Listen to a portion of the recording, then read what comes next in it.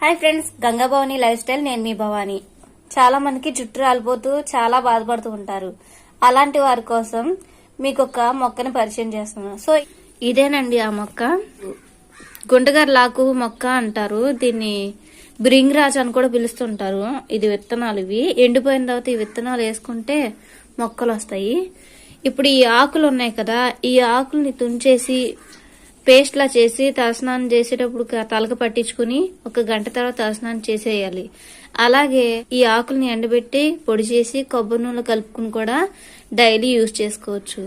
ఇది జుట్టు ఎదగడానికి, జుట్టు రాలడం తగ్గించడానికి, అలాగే జుట్టు నల్లగా ఉండటానికి చాలా యూస్ఫుల్ గా ఉంటుంది.